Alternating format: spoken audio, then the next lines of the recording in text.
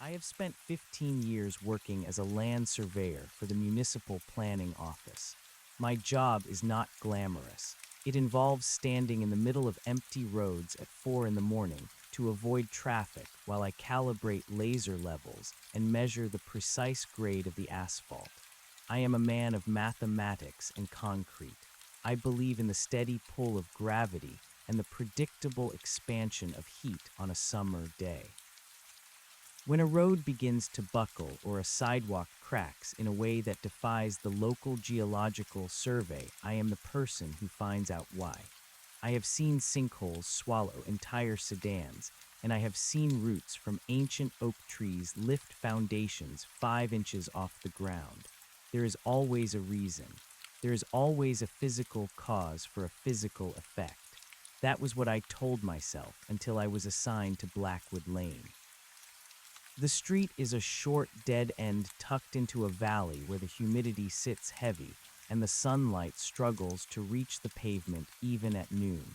The residents had filed 32 separate complaints in a single week. They did not report cracks or potholes. They reported a sound. They described it as a mechanical error in the air itself. My supervisor handed me the folder and told me to check for gas leaks or underground tectonic shifts that might be causing acoustic resonance. I arrived at 5 o'clock in the morning when the world is usually silent.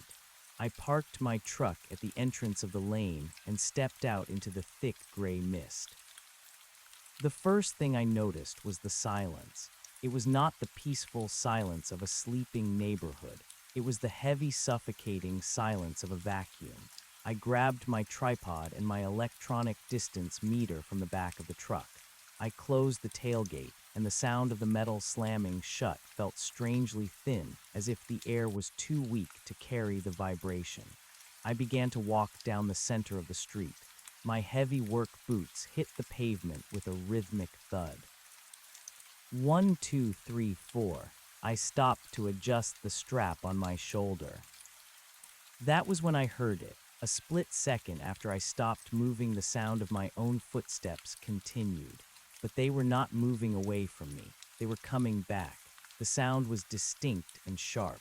It was the sound of a heavy boot hitting asphalt, but the audio profile was wrong. It sounded like a recording being played in reverse. The initial impact was soft, and it grew louder into a sharp suction noise before cutting off entirely. It was the exact sound of my last 4 steps played backward from the point where I had stopped. I turned around quickly, but the street was empty. The mist swirled in the wake of my movement, but there was no one there. I told myself it was an echo. The valley walls were steep, and the houses were built close together. Echoes are a common phenomenon in narrow corridors. I continued walking toward the end of the cul-de-sac. I counted 20 steps this time. I stopped abruptly.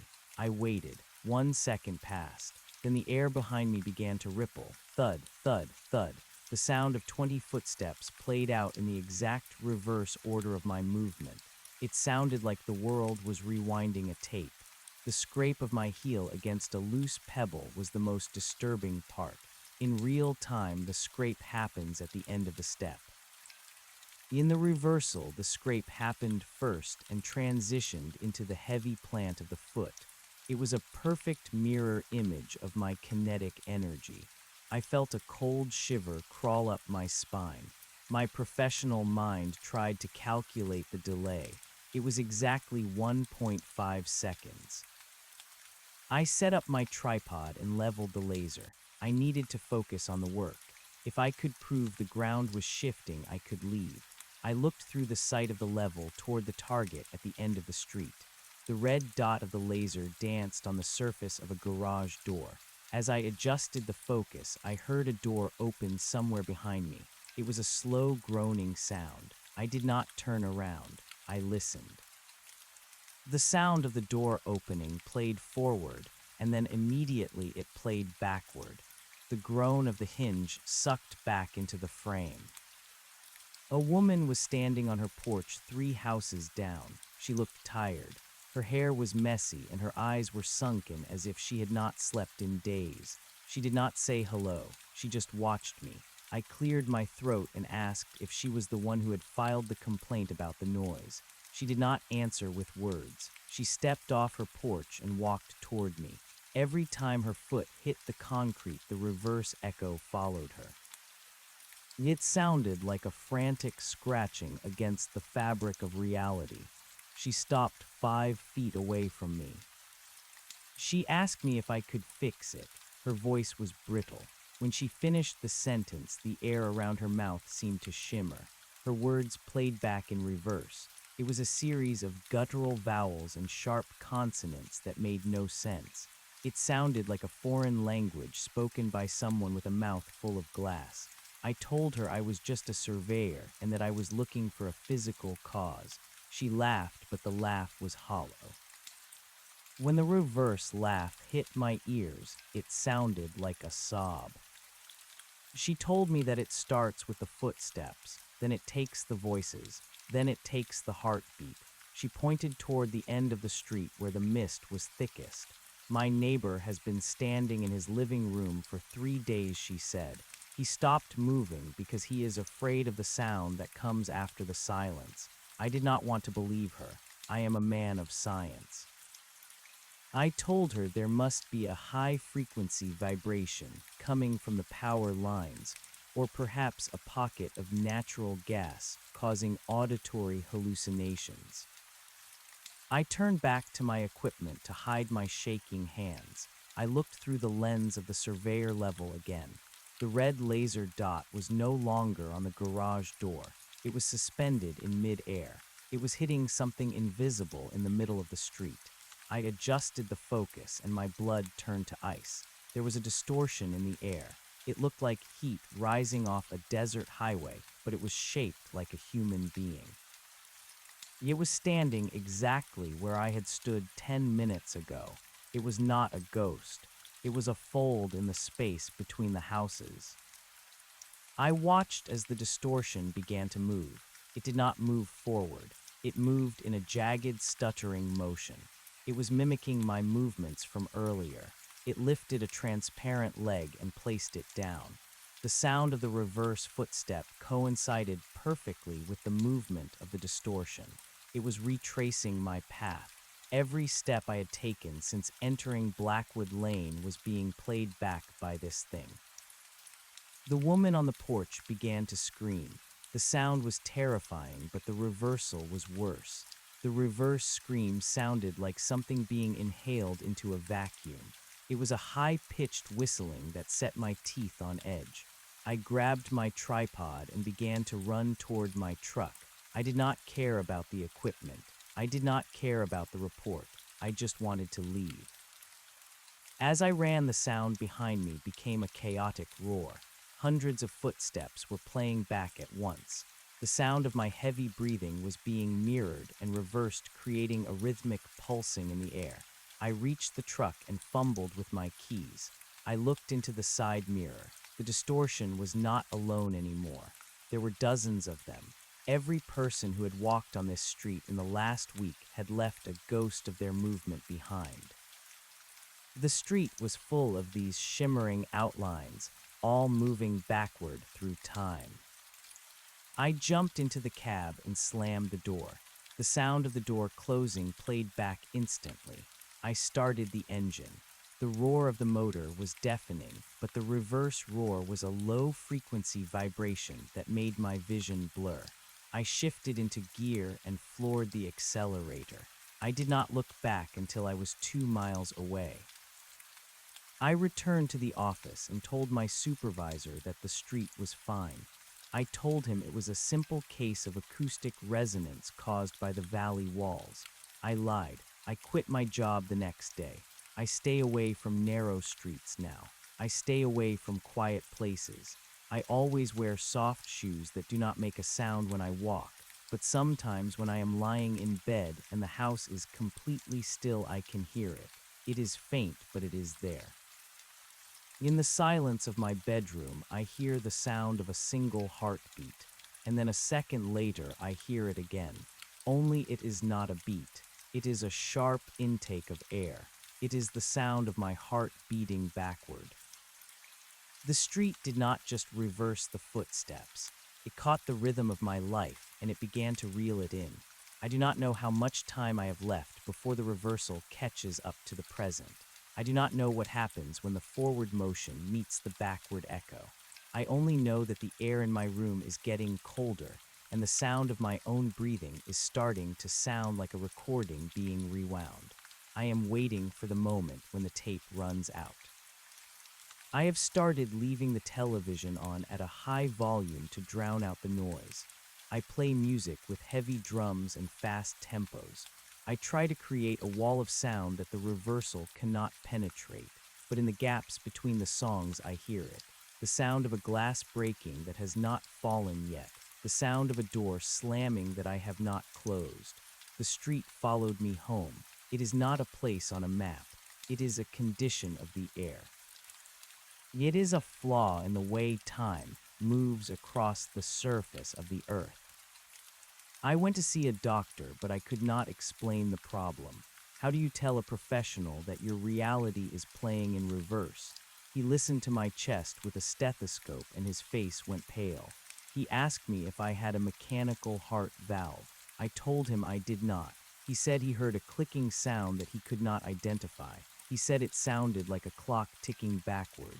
I left the office before he could call for a specialist. There is no specialist for this. I have begun to notice that my memories are fading in a specific way. I can remember what I did 5 minutes ago with perfect clarity, but my childhood is a blur of gray mist. It is as if the street is consuming my history to fuel the reversal. The further the echo travels, the more of my past it deletes. I am becoming a man with no beginning. I am only a middle and an end. Yesterday, I looked in the mirror and I saw a shimmer behind my shoulder. It was the same heat haze I saw on Blackwood Lane. It was standing in my bathroom. It mimicked the way I brushed my teeth. It moved with a jerky mechanical precision. When I spat into the sink, the sound came back as a sharp suction. I broke the mirror with my fist. The sound of the glass shattering was a chaotic explosion of noise, but the reversal was a clean melodic chime. I am sitting in my kitchen now. I have a pen and a notebook. I am trying to write down everything I know before the words are taken too. But as I write, the ink seems to pull back toward the nib of the pen. The letters are forming in reverse order in my mind. I have to fight to keep the sentences straight. The air in the room is thick, and it smells like wet asphalt and old mist. I can hear footsteps in the hallway. They are heavy boots. They are my boots, but I am sitting down. The sound is coming from the front door, and it is moving toward the kitchen. Thud, thud, thud. Every step is followed by that horrible suction noise. The distortion is coming to meet me. I wonder if we will merge. I wonder if I will become a shimmer in the air. If you ever find yourself driving through a valley and the GPS tells you to turn onto a street that is not on the main map, do not do it. If the air feels heavy and the silence feels like a weight on your chest, turn around. Do not step onto the pavement. Do not speak. Do not let the street hear your heart, because once it has your sound, it will never let go. It will play your life back to you until there is nothing left but the sound of the rewind. I can hear the kitchen door opening now. The groan of the wood is long and slow. I am not looking up. I am focusing on the paper. The sound of the door is playing backward now. It is closing. It is locking. I am alone in the dark with the echo of my own existence. The last thing I hear is the sound of my own name being whispered, but the name is backward. It sounds like a curse. It sounds like the end of the world. I am closing my eyes now. I am waiting for the tape to snap. The darkness in the kitchen is not a lack of light, but a presence of something dense and hungry. I can feel the weight of the atmosphere pressing against my skin like a wet wool blanket. My hand remains frozen over the notebook. The pen is a lead weight between my fingers. I am listening to the breathing that is not my own. It comes from the corner where the refrigerator hums a low and steady vibration. The sound of the machine is normal for a moment, then it warps. The hum begins to spiral into a high whistle that pulls the air from the room. It is the sound of the motor unspinning itself. I realize then that the reversal is no longer just following me. It is beginning to consume the objects around me. The physical world is losing its grip on the forward march of time. I stand up from the chair. The wood scrapes against the linoleum floor. The sound is a sharp and jagged cry. 1 second later, the sound returns. It is a hollow gasp that seems to pull the friction back into the legs of the chair. I walk toward the window. My feet are bare now because I cannot stand the sound of the boots anymore. Even without shoes, the impact of my heels on the floor creates a soft thud that the room immediately mimics. The echo is louder now than the original sound. It is as if the reflection has become more real than the light. I look out into the backyard.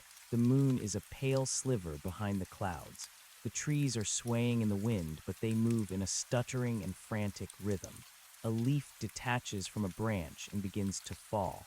Halfway to the ground, it stops. It jerks upward. It returns to the branch and reattaches itself to the stem with a wet snap. I back away from the window.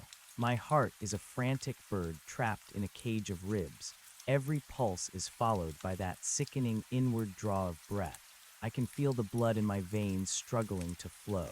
It feels like sand being pushed through a straw. I go to the sink and turn on the faucet. I need to feel the cold water on my face. I need to know that I am still a physical being made of meat and bone. The water splashes into the basin. It is a chaotic and comforting noise. Then the reversal hits. The water does not just stop. It leaps from the drain and flies back into the tap. The sound is a roar of suction that vibrates through my teeth. I turn the handle to shut it off, but the handle turns by itself. It spins backward until it is tight. The room falls into a silence so absolute that I can hear the cells in my ears dying. I walk to the living room and sit on the sofa.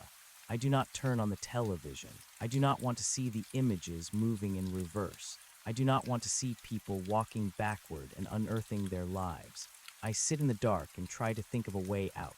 I am a man of mathematics. I try to calculate the rate of the decay. If the delay was 1.5 seconds on Blackwood Lane, and it is now nearly instantaneous in my home, then the curve is exponential. The 2 points of time are collapsing toward a single moment. The past and the present are becoming a single static line. When they meet, there will be no more movement. There will be only the shimmer. I remember a story my grandfather told me about a place in the mountains where the birds would fly into a canyon and never come out. He said the air there was old. He said the world had forgotten to finish that part of the creation. I wonder if Blackwood Lane is a similar mistake. Perhaps the surveyors and the architects made a mistake in the geometry of the street. Perhaps they built a loop into the foundation of the world. I spent 15 years measuring the earth, and I never once considered that the earth might be measuring me back. I have spent my life looking through lenses and lasers to find the truth of the ground. Now the ground is showing me a truth I cannot comprehend. A movement in the hallway catches my eye. It is the distortion. It is taller now. It has no face, but I can feel its gaze. It stands in the doorway of the bedroom. It mimics my posture exactly. I lean forward and it leans forward. I put my head in my hands and it does the same. Its body is made of the same flickering heat haze I saw in the street. I realize that it is not a separate entity. It is me. It is every second I have lived in this house being projected back into the space I occupy. It is the sum total of my history trying to reoccupy the present. If it reaches me, then I will be overwritten. I will be the echo, and it will be the man. I stand up and run for the front door. I do not grab a coat. I do not grab my keys. I just want to be in the open air. I burst through the door and the sound of the wood hitting the frame echoes with a violence that shakes the porch. I run down the driveway and onto the sidewalk of my suburban street. The street lights are flickering. Every time a light goes out, the sound of the bulb cooling is played back as a sharp metallic pop. I keep running. I do up the street toward the main road. I pass a neighbor who is walking his dog. The man looks at me with confusion. He opens his mouth to speak, but before he can utter a word, the sound of his greeting plays in reverse. He chokes on the air. The dog begins to bark, but the barks are sucked back into its throat. The animal whimpers and tucks its tail between its legs. It feels the wrongness of the air. I reach the intersection and stop. The traffic is light at this hour of the night. A car passes by at high speed. The roar of the engine is followed by a reverse roar that sounds like a jet engine being extinguished. The car disappears into the darkness, but the sound remains. It lingers in the air like a ghost. I realize then that the infection is spreading. It is not just me. It is not just my house.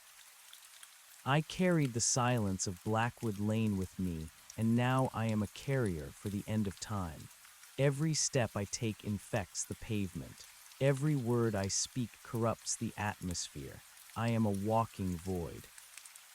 I look at my hands. They are beginning to shimmer. The skin looks like it is made of water. I can see the bones beneath the surface, but they are shifting. They are moving in a way that does not match the movement of my fingers. I try to make a fist, but the fingers snap back into an open palm. The reversal is moving into my nervous system. My brain sends a signal to move forward, but the body receives a signal to move back. I am trapped in a stutter of motion. I am a broken film reel, spinning on a rusted spindle. I turn back toward my house. There is nowhere else to go. I cannot hide in the woods, and I cannot hide in the city. The more I move, the more I destroy. I walk slowly now. I try to be as silent as a shadow. I reach my driveway and see the distortion standing on the porch. It is waiting for me. It is perfectly clear now. It looks exactly like me down to the fraying threads on my shirt and the dirt under my fingernails. It is not moving. It is the anchor. It is the point where the tape will finally snap. I climb the steps. My legs feel like they are made of lead. The air is so thick now that I have to fight to inhale. Every breath feels like swallowing broken glass. I reach the top step and stand face to face with the shimmer. It does not smell like a human. It smells like ozone and ancient dust. It smells like the bottom of a dry well. I reach out a hand to touch it. My fingers pass through the surface of the distortion. It is cold. It is the cold of a deep winter night in a place where the sun has never risen. The moment our skin meets the world explodes in sound. It is not a loud noise, but a dense one. It is the sound of every word I have ever spoken played back at once. It is the sound of every footstep I have taken in 35 years. It is the sound of my mother calling my name when I was a child. It is the sound of the rain on the roof of my first apartment. It is the sound of the shovel hitting the dirt at my father's funeral. It is a tidal wave of audio that crashes over me and pulls me under. I am drowning in my own past. I fall to my knees. The distortion falls with me. We are merging. I can feel my memories rushing out of my head and into the air. I see the face of the woman on the porch at Blackwood Lane. I see the red laser dot dancing on the garage door. I see the empty roads at 4 in the morning. I see the mathematics and the concrete. I see the gravity and the heat. It is all being pulled away. I am being emptied. I am becoming a vessel for the silence. The last thing I see is the moon. It is moving backward across the sky. The stars are blinking out one by one as they return to the void. The darkness is not coming from the outside. It is coming from within. I open my mouth to scream, but there is no sound left. The reversal has taken the air. It has taken the vibration. It has taken the soul. I am standing in the middle of a street. The mist is thick and gray. I have a tripod in my hand and a surveyor level on my shoulder. I do not remember how I got here. I do not remember my name. I only know that I have a job to do. I have to measure the grade of the asphalt. I have to find out why the road is buckling. I have to find the reason for the effect. I take a step forward. The sound of my boot hitting the pavement is sharp and clear. I wait for the echo. I wait for the suction, but there is only silence. The world is new. The world is empty. I am the first man on a planet made of concrete and mist. I set up the tripod. I level the laser. I look through the lens. The red dot is steady. It hits the garage door at the end of the cul-de-sac. Everything is as it should be. The mathematics are correct. The physics are sound. I am a man of science, and I believe in the steady pull of gravity. I begin to walk toward the target to take the measurement. 1, 2, 3, 4. I stop. Behind me, the air ripples. A sound begins to grow. It is not a footstep. It is a whisper. It is the sound of a heart beating for the very first time. And then it is the sound of that same heart stopping. I turn around, but there is no one there. There is only the mist and the long white line of the road stretching back into the darkness. I pick up my equipment and begin to walk. I do not look back. I do not count the steps. I just move toward the light that is beginning to bleed through the gray sky at the edge of the world. I hope that the sun will be warm. I hope that the shadows will stay where they belong. But deep down in the center of my chest, I can feel a cold, clicking sensation. It is the sound of a clock that has forgotten how to move forward. It is the sound of the end waiting to begin again. The tripod stands on the cold surface of the asphalt like a three-legged insect waiting for a signal. I look through the lens once more, but the red dot of the laser is no longer a single point of light. It has begun to smear across the wood of the garage door. It looks like a bleeding wound in the fabric of the evening. I reach out to adjust the focus knob, but my fingers do not feel the cold metal. Instead, they feel a vibration that seems to originate from inside my own bones. The air is not just thick now. It is heavy with the scent of ozone and wet earth.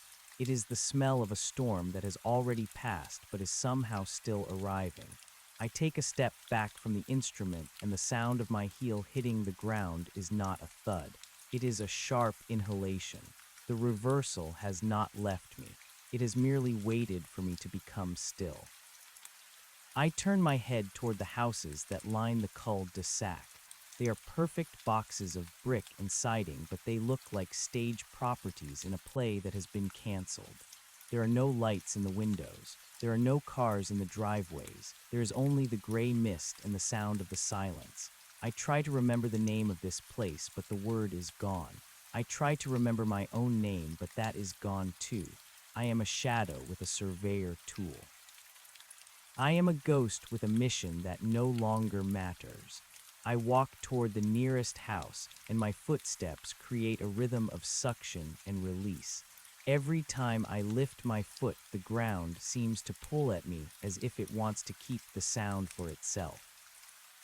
I reach the front door of the house, and I do not knock. I do not have to. The door is already unlatched. It swings open with a slow and rhythmic groan that plays forward and then backward in a seamless loop. I step into the hallway, and the air inside is even colder than the air outside. The walls are bare. There are no pictures of families. There are no mirrors to break. There is only the wallpaper with its repeating pattern of pale flowers. I walk into the kitchen and see a table with a single plate and a single glass. The glass is filled with water, but the surface of the water is not level. It slants at an impossible angle, as if the house is tilting into a different dimension.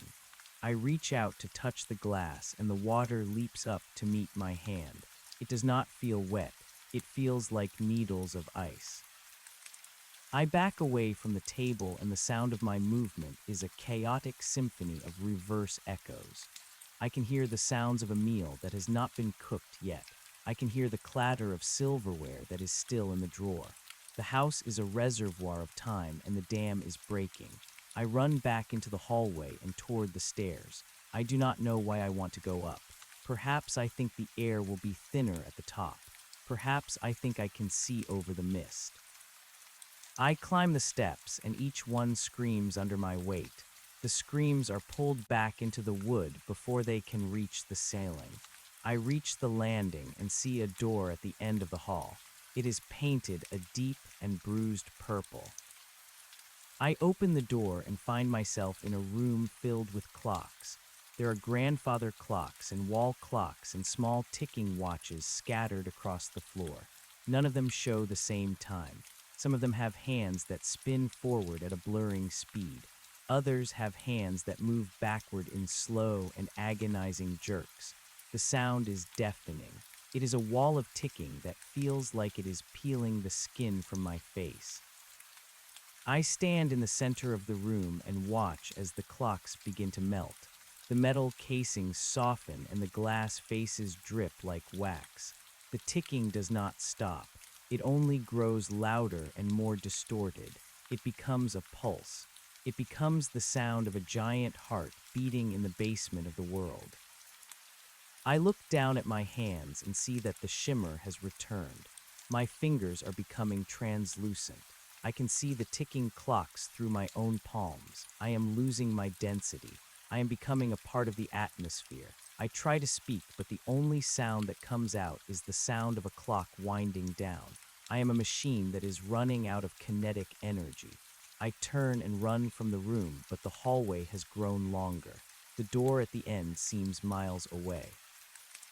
I run and run, but the floorboards move beneath me like a conveyor belt. I am moving forward, but I am staying in the same place. The reversal is holding me in a loop of frantic motion. I stop running and the floor stops moving. I realize then that the street is not a place and it is not a condition. It is a predator. It feeds on the sequence of events. It eats the before and the after until there is only the now. And the now is a hollow shell. I sit down on the floor and close my eyes. I try to find a memory that is still solid. I think of a red bicycle I had when I was 7 years old. I think of the way the wind felt on my face as I rode down a steep hill, but as soon as the image forms, it begins to play in reverse. I see myself pedaling backward up the hill. I see the bicycle being taken apart and put back into a box. I see the metal being melted down and returned to the earth. The memory is being unmade. I open my eyes and the room is gone. I am standing in the middle of a field of tall grass. The sky is a deep and bruised orange. There are no houses here. There is no street. There is only the tripod and the surveyor level. I am alone in a world that has not been built yet. I look at the tripod and see that it is also beginning to shimmer. The wood is turning back into a tree. The metal is turning back into ore. I reach out to grab it, but my hand passes through the air where the instrument used to be. I am the only thing left that has a shape. I am the last remnant of a reality that has been retracted. I begin to walk through the tall grass. The sound of the blades brushing against my legs is a soft and rhythmic hiss. It is the only sound in the world. I walk until I reach a river. The water is black and silent. It does not flow toward the sea. It flows toward the mountains. I stand on the bank and watch as a fish leaps out of the water and flies backward into the depths. I understand now. This is the source. This is where the time goes when it is finished. It is a vast and silent reservoir of everything that has ever happened. It is the end of the tape. I step into the water. It is not cold and it is not warm. It is nothing. It is the absence of sensation. I walk deeper until the water is at my waist. I can feel the current pulling at me, but it is not pulling me downstream. It is pulling me back into my own life. I see images flashing before my eyes. I see the woman on the porch. I see the doctor with the pale face. I see the kitchen with the notebook on the table. They are all here in the black water. They are the echoes that the street collected. I reach out to touch a memory of a rainy afternoon, but it dissolves into a cloud of ink. I continue to walk until the water is at my chin. I am not afraid. Fear is a forward emotion, and I have no more forward left in me. I take a deep breath, and the air is sweet and thick like honey. I submerge my head, and the sound of the world vanishes. There is no ticking, there is no suction. There is only a deep and humming vibration that feels like a lullaby. I drift in the darkness and feel my body beginning to unravel. My skin becomes the water. My bones become the silt. My thoughts become the bubbles that rise to the surface and pop in the silent air. I am no longer a man. I am a sequence of events that has been completed. I am a story that has reached its final punctuation mark. The reversal is over because there is nothing left to reverse. I am the silence that remains when the music has stopped. I am the gap between the stars. I am the stillness at the center of the storm. And then in the absolute dark, I hear it. It is faint, but it is there. It is the sound of a single heartbeat. It is sharp and it is clear. And then a second later, I hear it again. Only it is not a beat. It is a sharp intake of air. It is the sound of a heart beating forward. I open my eyes and I am lying in my bed. The room is dark and the house is still. I can hear the refrigerator humming in the kitchen. I can hear the wind rattling the window pane. I reach out and touch the bedside table. It is solid. It is real. I sit up and swing my legs over the side of the bed. My feet touch the carpet and the sound is a soft and natural thud. There is no echo. There is no suction. I stand up and walk to the window. I look out at the street. The streetlights are glowing with a steady yellow light. A car drives by, and the sound of the engine fades away into the distance. Everything is normal. Everything is as it should be. I walk to the bathroom and turn on the light. I look at myself in the mirror. My face is tired, but it is my face. There is no shimmer behind my shoulder. There is no distortion in the glass. I pick up my toothbrush and begin to brush my teeth. The sound is a rhythmic and comforting scratch. When I spit into the sink, the water carries the foam down the drain and the sound does not return. I lean against the counter and take a deep breath. I am safe. The street has let me go. The reversal has been broken. I am back in the present and the future is waiting for me. I walk back to the bedroom and lie down. I close my eyes and wait for sleep to take me. But as the silence of the house settles around me, I hear a sound from the hallway. It is a soft and rhythmic thud. It is the sound of heavy boots walking on the carpet. I hold my breath and listen. The footsteps stop outside my door. I do not move. I do not open my eyes. I tell myself it is just the house settling. I tell myself it is just my imagination. But then I hear the sound of the door handle turning. It is a long and slow groan of metal on metal, and then I hear the whisper. It is my name. It is spoken clearly and it is spoken forward, but the voice is my own voice, and it is coming from the foot of my bed. I open my eyes and see the shimmer. It is standing in the darkness and it is holding a surveyor level. It looks down at me with eyes that are made of gray mist. It reaches out a hand and touches my chest. The coldness is absolute.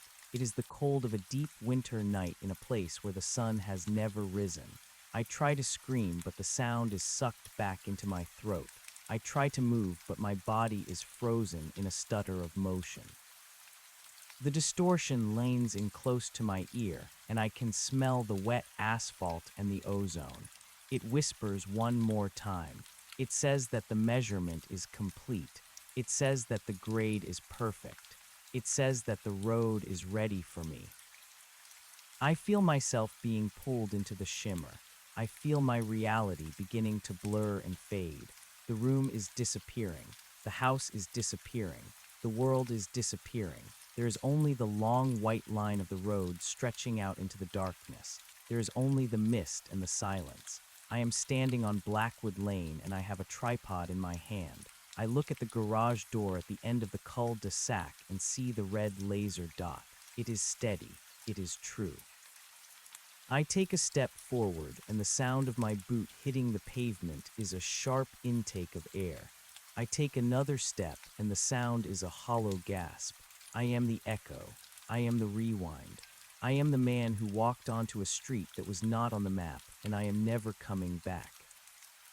The tape has snapped, and the silence is absolute. There is no before, and there is no after. There is only the shimmer in the air and the sound of a heart beating backward in the dark. I am waiting for the moment when the light returns, but I know it never will. I am a flaw in the way time moves across the surface of the earth. I am a condition of the air.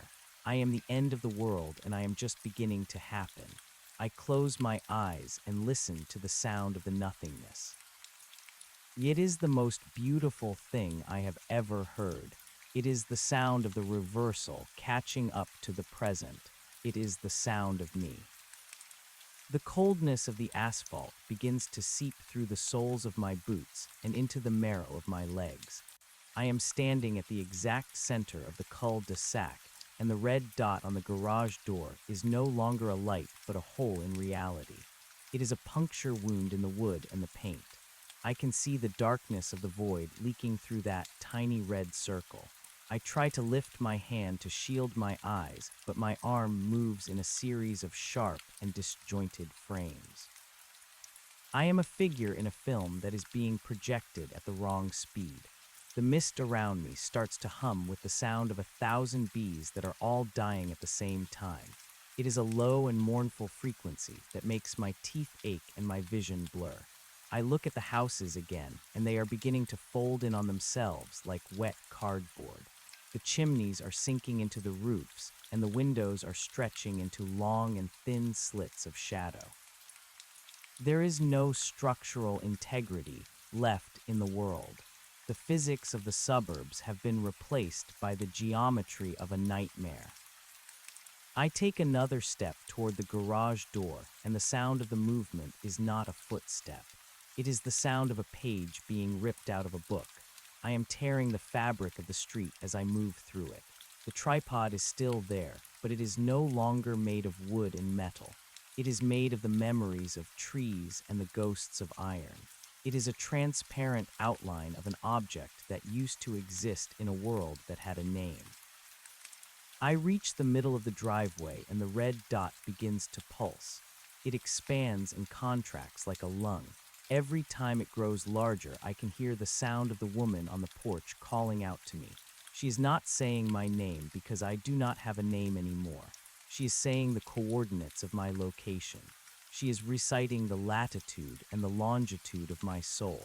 I try to answer her, but my voice is a collection of static and white noise. I am a radio station that has lost its signal in the middle of a storm. The garage door begins to open, but it does not move upward. It moves backward into the house. It retreats into the dark interior like a tongue being swallowed. I stand at the threshold and look into the blackness. There is no car inside.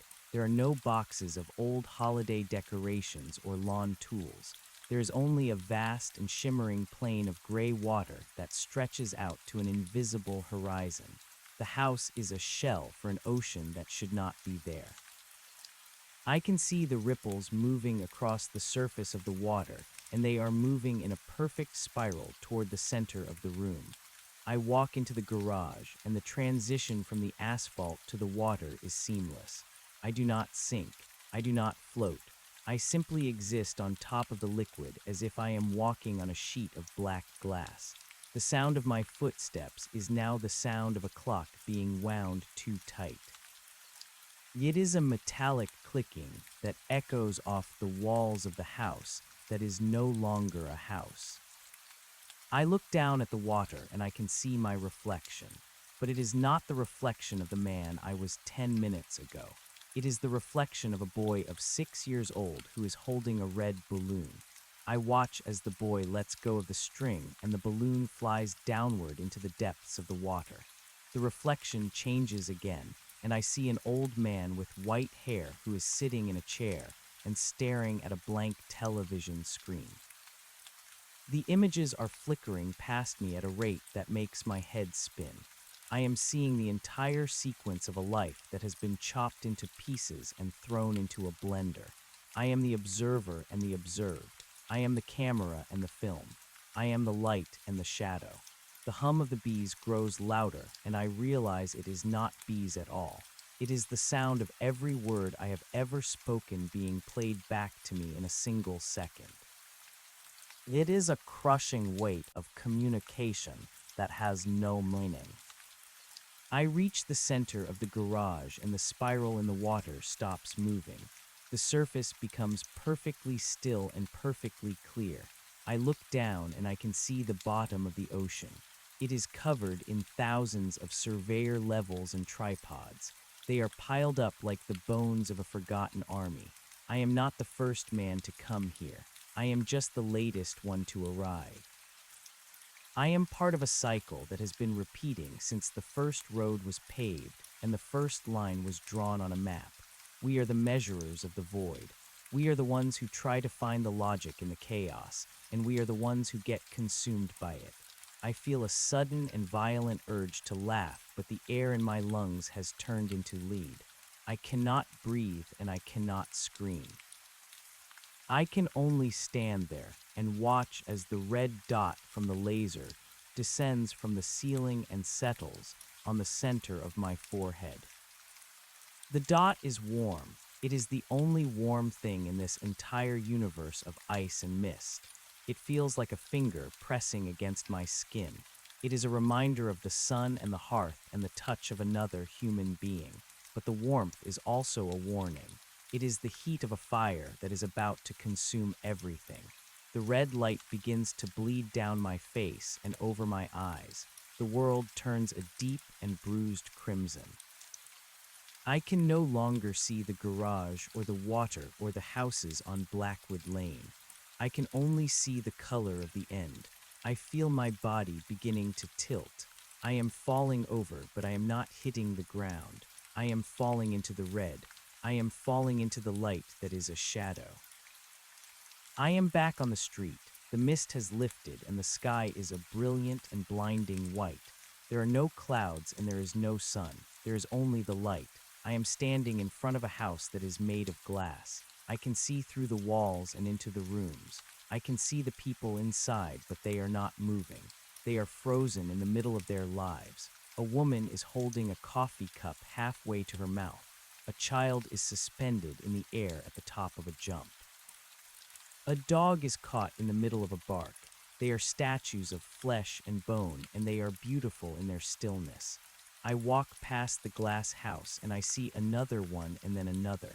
The entire street is a gallery of frozen moments. I am the only thing that is allowed to move. I am the ghost in the museum of the world. I look at my hands, and they are solid again. The shimmer is gone. The distortion is gone. I feel a sense of peace that is so profound it feels like a physical weight. I have reached the end of the line. I have finished the measurement and the grade is level. There is no more buckling in the road. There is no more reason for the effect because the cause has been erased. I am the final result of a long and complicated equation. I sit down on the curb and wait. I do not know what I am waiting for, but I know it is coming. The white sky begins to darken and the light begins to pull back toward the horizon. The shadows of the glass houses stretch out across the road and they look like the bars of a cage. But I am not inside the cage. I am the one who holds the key. I reach into my pocket and find a small silver coin. I do not remember having it, but it feels familiar. I flip the coin into the air and watch it spin. It does not fall back down. It stays suspended in the air at the peak of its arc. It catches the last of the white light and glints like a diamond. I look at the coin and I see the face of the woman on the porch. She is smiling at me. She is telling me that it is okay to let go.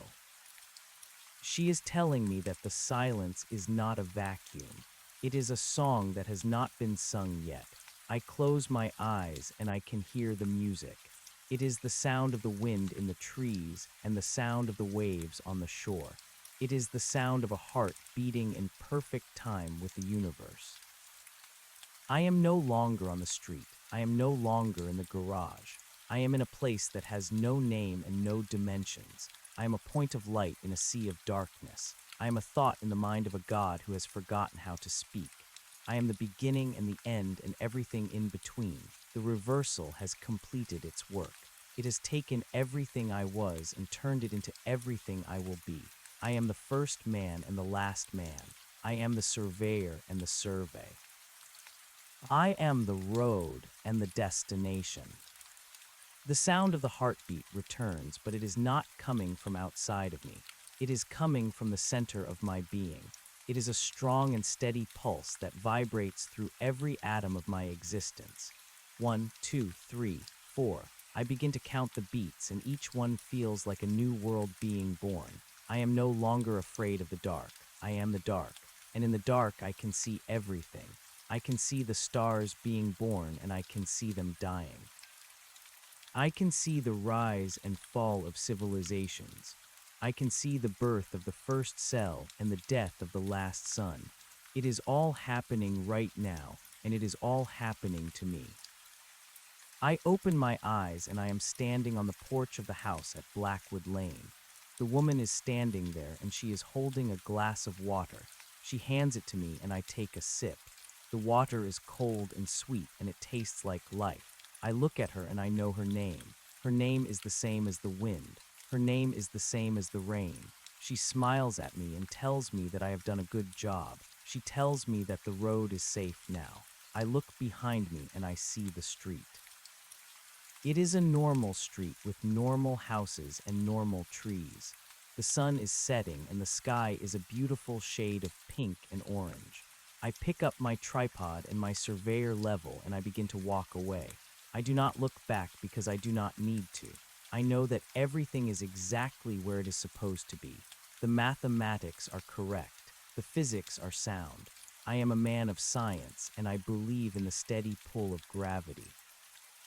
I walk toward the end of the cul-de-sac, and the sound of my boots on the asphalt is the only sound in the world. It is a sharp and clear sound, and it does not have an echo. It is the sound of a man going home. But as I reach the edge of the neighborhood, I feel a small and familiar clicking in my chest. It is the sound of a clock that is starting to move forward again. It is a quiet sound, but it is there. I stop and look at the watch on my wrist. The second hand is moving. It is ticking away the seconds of a new life. I look up at the sky and see the first star of the evening. It is a tiny point of light in the gathering dark. I take a deep breath and the air is fresh and cold.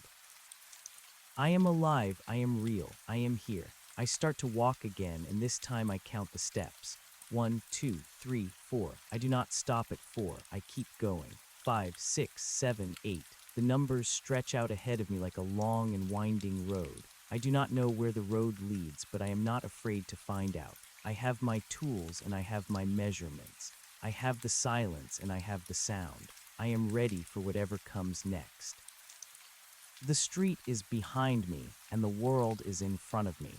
I am the surveyor of my own destiny and the grade is perfect. I reach the main road and see the headlights of a car in the distance.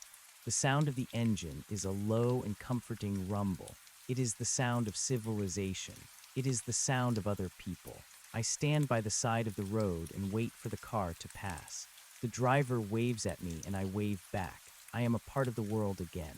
I am no longer a ghost or a shadow. I am a man with a job to do and a place to go. The car disappears into the night and the silence returns, but it is a different kind of silence. It is the silence of a house that is full of sleeping people. It is the silence of a forest at midnight.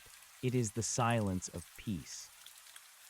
I look down at the surveyor level on my shoulder and see that the bubble is perfectly centered in the glass tube. The world is level. The world is true. I turn and walk toward the light of the city that is glowing on the horizon. I am walking away from Blackwood Lane and away from the reversal. I am walking toward the morning. I am walking toward the future. And as I move, I can hear the sound of my own heart beating. It is a strong and steady sound. It is the sound of a story that is just beginning. It is the sound of a man who has found his way back from the edge of the world. I am going home and I am going to stay there. The measurements are done. The work is finished. I am free. I walk for miles and the landscape begins to change. The empty fields give way to small houses and then to larger buildings. I see the neon signs of gas stations and the glowing windows of diners. I see people walking their dogs and teenagers hanging out on street corners. The world is loud and messy and beautiful. I find a small park and sit down on a bench. I put my equipment on the ground and lean back against the wooden slats. I look up at the moon and it is high in the sky. It is not moving backward. It is not disappearing. It is a solid and silent sentinel in the dark. I close my eyes and let the sounds of the city wash over me. I hear the sirens and the laughter and the screech of tires. I hear the music coming from a distant window and the barking of a dog in the next block. It is a chaotic symphony and I love every note of it. I feel a hand on my shoulder and I open my eyes. It is an old man with a kind face and a worn coat. He asks me if I am okay. I tell him that I am fine. I tell him that I am just resting. He nods and sits down next to me. He tells me that it is a beautiful night. I agree with him. We sit there in silence for a long time and it is a comfortable silence. It is the silence of two strangers who are sharing a moment in time. The old man gets up to leave and he wishes me luck. I thank him and watch him walk away. I realize then that I do not need to know my name or where I came from. I only need to know that I am here right now. I am a part of this moment, and this moment is enough. I pick up my tripod and my level and I stand up. I feel light and strong. I feel like I could walk forever. I head toward the center of the city where the lights are the brightest. I want to be in the middle of the noise and the motion. I want to be surrounded by the energy of life. I walk past a shop window and see my reflection. I am smiling. It is a real and honest smile. I am happy to be alive. I am happy to be a part of the world. I reach a busy intersection and wait for the light to change. The cars are lined up and the drivers are impatient. The light turns green and the traffic begins to move. I cross the street and join the crowd of people on the sidewalk. I am just one person among many, and it is a wonderful feeling. I find a small hotel and check into a room. I put my equipment in the corner and lie down on the bed. The sheets are clean and the pillow is soft. I close my eyes and wait for sleep. I am not afraid of the dark anymore. I am not afraid of the silence. I know that when I wake up the sun will be shining and the world will be waiting for me. I am a man who has traveled to the end of time and back again. I have seen the void and I have survived. I am the surveyor of the mystery and I have found the truth. The truth is that life is a gift and every moment is a miracle. I fall into a deep and dreamless sleep, and the sound of my breathing is the only sound in the room. It is a soft and rhythmic sound. It is the sound of peace. In the morning, I wake up and the room is filled with golden light. I get out of bed and walk to the window. I look out at the city and it is bustling with activity. I see the delivery trucks and the commuters and the children walking to school. I see the beauty in the ordinary and the magic in the mundane. I get dressed and pick up my equipment. I have a new job to do. I have to measure the world and find the beauty in every line and every angle. I have to find the logic in the chaos and the hope in the dark. I am the first man on a new planet and I am ready to begin. I walk out of the hotel and into the sunlight. The air is warm and the sky is blue. I am alive and the world is mine. I take a step forward and the sound of my boot hitting the pavement is a sharp and clear sound. It is the sound of a new beginning. It is the sound of me. I walk toward the horizon and I do not look back. I am moving forward and the future is bright. The grade is perfect and the road is open. I am home. The sun is a heavy gold coin pressing against the fabric of the morning. I walk down the wide boulevard and the shadows of the skyscrapers are long and cool like the memory of water. My surveyor level feels light on my shoulder now as if the weight of the ghosts has been bleached out by the intensity of the white light. I watch the people passing me. They are solid and they are distinct. Their faces are not blurred by the static of the void. They are made of skin and bone and history. I see a man in a blue suit checking his watch, and I see a woman with a yellow umbrella, even though there is no rain in the sky. They are the inhabitants of the real, and I am a visitor who has just been granted citizenship. I stop at a corner where a street performer is playing a wooden flute. The music is a thin silver thread that weaves through the roar of the engines and the shouting of the vendors. It is a melody that does not need a name. It is just a sequence of notes that says we are here and we are alive. I find a park where the grass is a green so deep it looks like it was painted by a steady hand. I set up my tripod near a fountain where the water is jumping into the air and falling back down in a constant loop of joy. I look through the lens and I see the world as a series of points and lines. I am looking for the grade of the earth. I am looking for the truth of the horizontal. The bubble in the glass tube is a small bead of light that refuses to stay still. It dances back and forth as if it is laughing at my desire for perfection. I realize then that the world is not supposed to be perfectly level. It is supposed to have the curves and the slopes and the jagged edges. The perfection is in the imperfection. The beauty is in the tilt. I pack up my tools and I sit on the stone rim of the fountain. The spray of the water hits my face and it feels like 1,000 tiny needles of cold. It is the most honest thing I have ever felt. A child runs past me and drops a red ball.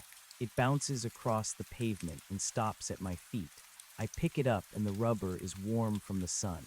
I hold it in my hands and I feel the roundness of it. It is a miniature version of the planet. It is a sphere of possibility. I toss it back to the child and he catches it with a shout of triumph. He does not know that I have seen the end of the world. He does not know that I have walked through a house that was an ocean. He only knows that the sun is out and the ball is his.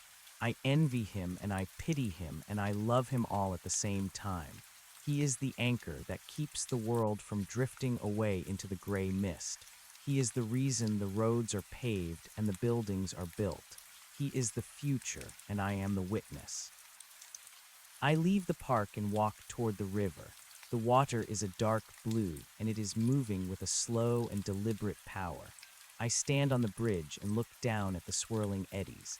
I see the reflection of the clouds and the reflection of my own face. I am older than I was yesterday, but I am younger than I will be tomorrow. The time is moving forward in a straight line, and I am moving with it. I reach into my pocket and find the silver coin again. I look at it and the face of the woman is gone. It is just a normal coin with a crown and a date. The date is today. Every day is the same date now. Every moment is the beginning of the rest of existence. I drop the coin into the river and watch it sink. It disappears into the blue and I feel a sudden lightness in my chest. I have paid the toll. I am free to go wherever I want. I walk across the bridge and find myself in a part of the city I do not recognize. The buildings are old and covered in ivy. The streets are narrow and made of cobblestones. There are no cars here, and the only sound is the sound of my own footsteps. It is a quiet place, and it feels like a secret. I see a small bookstore with a wooden sign that says the history of everything. I go inside, and the smell of old paper and dust is like a warm blanket. The shelves are packed with books of every size and color. I walk to the back of the store and find a section on maps. I pull out an atlas and open it to a random page. It is a map of a country that does not exist. The names of the cities are words I do not know. The mountains are purple and the rivers are gold. I realize that this is the map of the place I have been. This is the map of the reversal. I close the book and put it back on the shelf. I do not need a map anymore. I have the road beneath my feet. I exit the bookstore and the sun is beginning to set. The sky is a bruised purple and the first stars are starting to poke through the veil of the atmosphere. I feel a hunger in my stomach that is sharp and real.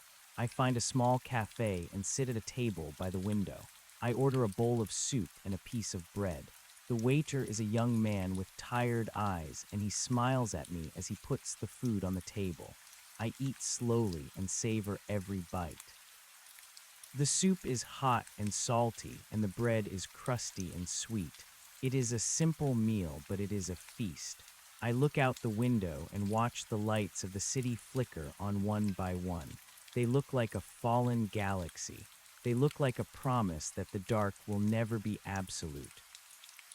I pay for my meal with a $10 bill and tell the waiter to keep the change. He thanks me and I walk out into the cool evening air. I have no destination and no plan. I am just a man walking through a city at night. I pass a theater where a movie is playing and I see the people lining up to go inside. They want to be told a story. They want to see a world that is different from their own. I want to tell them that the world they are living in is the greatest story of all. I want to tell them that the mystery is not in the stars, but in the way the light hits a glass of water or the way a stranger smiles at you on a bus. But I say nothing. I just keep walking. I find myself back at the hotel and I go up to my room. I do not turn on the lights. I just stand by the window and look at the city. I see the bridge I crossed and the park where I sat. I see the endless rows of houses and the tall towers of glass and steel. I see the movement of the cars and the movement of the people. It is a machine that never stops. It is a heart that never stops beating. I lie down on the bed and close my eyes. I can hear the sound of the city breathing. It is a low and constant hum that vibrates in my bones. It is the sound of existence. I think about the house on Blackwood Lane. I think about the red dot and the shimmering water. I think about the woman on the porch and the coordinates of my soul. It all feels like a dream now. It feels like something that happened to someone else in another life, but I know it was real. I know that the void is out there and that the reversal is always waiting at the edge of the map. I am the surveyor and I have seen the gap between the atoms. I have seen the place where the logic breaks down and the chaos begins, but I am not afraid. I have my level and I have my tripod. I have the ability to measure the distance between the fear and the hope, and the distance is always exactly the length of a single human breath. I wake up when the clock on the wall says 6 o'clock in the morning. The light is pale and gray and the world is quiet. I get up and wash my face with cold water. I look in the mirror and I see a man who is ready for the day. I pack my bags and leave the hotel. I walk to the train station and buy a ticket to a city I have never visited. I sit on the platform and wait for the train to arrive. I watch the tracks stretching out into the distance until they disappear into a single point. It is a perfect perspective. It is a beautiful geometry. The train arrives with a rush of wind and a screech of metal. I climb aboard and find a seat by the window. The train begins to move and the city begins to slide away. I see the factories and the warehouses and the backyards of the houses. I see the trees and the fields and the rivers. The world is moving past me at 70 miles per hour and I am a part of the motion. I am not standing still. I am not a frozen statue in a glass house. I am a traveler. I am a seeker. I am a man who is going somewhere. The conductor comes by to check my ticket. He is an old man with a silver whistle around his neck. He looks at my surveyor equipment and asks me what I am building. I tell him that I am not building anything. I tell him that I am just checking the level of the world. He laughs and says that the world has a way of leveling itself eventually. I agree with him. I tell him that the grade is perfect. He punches my ticket and moves on to the next passenger. I look out the window and see a red balloon caught in the branches of a tree. It is bobbing in the wind and it looks like a heart. I watch it until it is out of sight. The train enters a tunnel and the world turns black. I can see my reflection in the glass, and it is the reflection of a man who is at peace. I am not the boy with the balloon, and I am not the old man at the television. I am the man in the middle. I am the bridge between the memory and the dream. The train emerges from the tunnel, and the light is so bright it makes my eyes water. We are in the mountains now, and the peaks are covered in snow. The air is thin and cold, and the sky is a deep and endless blue. I feel a sense of awe that is so powerful it takes my breath away. This is the beauty that the surveyor cannot measure. This is the truth that the mathematics cannot explain. I get off at a small station in the heart of the mountains. There is no one else on the platform, and the train pulls away into the silence. I stand there for a long time and just breathe. The air tastes like ice and pine needles. I start to walk up a trail that leads toward the highest peak. The ground is rocky and steep, and the work is hard. I feel the muscles in my legs burning and the sweat dripping down my back. It is a good feeling. It is the feeling of effort.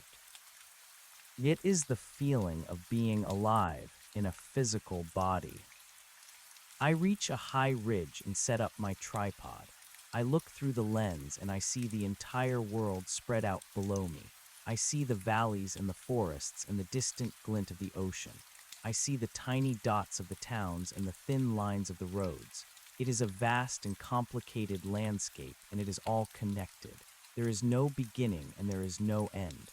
There is only the continuous flow of matter and energy. I take my measurements and I record the data in my notebook.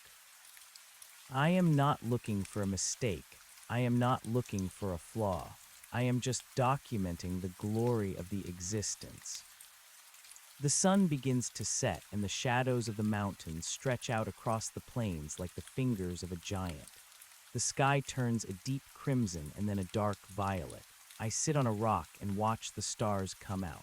There are millions of them, and they are so bright they look like they are burning. I feel small and insignificant, and it is the most wonderful feeling in the world. I am a speck of dust in an infinite universe, and yet I am here. I am a part of the whole. I am a note in the song. I spend the night on the mountain under a blanket of stars. I do not sleep much, but I am not tired. I am filled with a strange and quiet energy. I feel like I could reach out and touch the moon. I feel like I could walk across the sky. In the morning, I hike back down to the station and wait for the train. I am going back to the city. I am going back to the people and the noise and the mess. I have a job to do. I have to tell the story of the level world. I have to tell the story of the man who found his way back. The train arrives and I climb aboard. I sit in the same seat and look out the same window, but everything is different. The colors are brighter and the shapes are clearer. The world is a masterpiece and I am the curator. I look at my hands and I see the lines and the scars. They are the map of my own life. They are the record of the things I have touched and the places I have been. I am a man of flesh and blood, and I am proud of it. I reach the city and get off the train. The station is crowded and loud, and I love it. I walk out onto the street and join the flow of the people. I am not a ghost, and I am not a shadow. I am a man with a surveyor level on his shoulder and a smile on his face. I walk toward the center of the city, and the sun is high in the sky. The shadows are short and the light is everywhere. I reach a busy intersection and wait for the light to change. I look at the people around me and I see the beauty in every face. I see the hope and the fear and the love. I see the struggle and the triumph. The light turns green and I step out into the road. I am walking toward the future and I am not afraid. The grade is perfect. The road is true. I am the surveyor of the mystery, and I am going home. I walk for blocks, and the city feels like it is embracing me. I see the graffiti on the walls and the flowers in the window boxes. I see the steam rising from the manhole covers and the pigeons gathered in the squares. Every detail is a gift. Every second is a miracle. I find a small park that I have never seen before. It has a pond with white swans and a bridge made of stone. I sit on a bench and watch the water. I think about the girl on the porch and the red dot and the house that was an ocean. I think about the silver coin and the glass houses. I realize that they were not just hallucinations, they were lessons. They were a way of showing me that the world is more than what we see. They were a way of showing me that the silence is a part of the sound. I pick up my level and I look at the bubble. It is perfectly centered. The world is in balance. The universe is at rest. I feel a deep and profound sense of gratitude. I am glad that I went to Blackwood Lane. I am glad that I stood in the middle of the driveway and listened to the bees. I am glad that I lost my name and found it again. It was the only way to understand the truth. It was the only way to see the light. I get up from the bench and start to walk again. I am heading toward the house where I live. I do not know if it is a house of wood or a house of glass. I do not know if there will be a woman on the porch or a car in the garage. But it does not matter. Wherever I am is home. Whatever I am doing is the work. I am the surveyor, and the survey is life itself. I walk down the street, and the sound of my boots on the pavement is a steady and rhythmic beat. 1, 2, 3, 4. The numbers go on forever, and I am happy to count them. I reach my front door and I take out my key. I turn the lock and the door opens with a familiar click. I step inside and the air is warm and smells of coffee and old books. I put my equipment in the hall and I walk into the living room. The sun is shining through the window and the dust motes are dancing in the light. I sit down in my favorite chair and I pick up a book. I am a man who has finished his work and is ready to rest. I am a man who has measured the void and found that it is full of grace. I close my eyes and I can hear the heartbeat of the world. It is the same heartbeat that I felt in the garage and on the mountain. It is the same heartbeat that is in the child with the red ball and the old man on the bench. It is a strong and steady pulse that connects us all. It is the sound of the beginning and the sound of the end. It is the sound of the now. I am at peace. I am whole. I am home. The story is over, but the life is just beginning.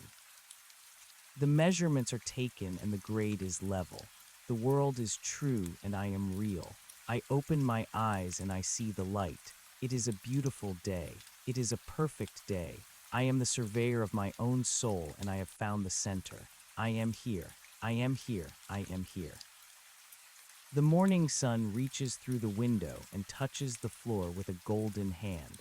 I stand up and walk to the kitchen to make a pot of tea. The water whistles in the kettle, and the sound is a sharp cry that cuts through the silence of the house. I pour the water over the leaves and watch them dance and swirl in the heat. The steam rises in a thin white column, and I breathe in the scent of the earth. I take my cup to the table and sit down. I look at the wood of the table and see the rings of the tree that gave its life for this surface. I count the rings and I think about the years of rain and sun that are recorded in the grain. Every year is a layer of memory. Every year is a step toward the present moment. I am a part of that timeline, and I am grateful for the solid weight of the chair beneath me. I finish my tea and wash the cup in the sink. The water is warm on my hands and the soap bubbles are like tiny jewels that catch the light. I dry the cup and put it away in the cupboard. I feel a sense of order and purpose in these small actions. I am not searching for the edge of the world anymore because I know that the world has no edge. It is a circle that returns to itself. It is a song that never ends. I go to the hallway and pick up my surveyor bag. I check the hinges on the tripod and the clarity of the glass in the level. Everything is ready. I have a new contract in a valley a few hours away. They want to build a bridge over a gorge where the wind is strong and the rocks are ancient. They need a man who knows how to find the truth of the horizontal in a place where nothing is flat. I am that man. I walk out to the driveway and the air is crisp and cool. I put my gear in the back of my truck and start the engine. The vibration of the motor is a low growl that speaks of power and movement. I back out of the driveway and drive through the streets of the city. I see the people waking up and starting their day. I see the baker putting out fresh loaves of bread and the flower seller arranging the roses and the lilies.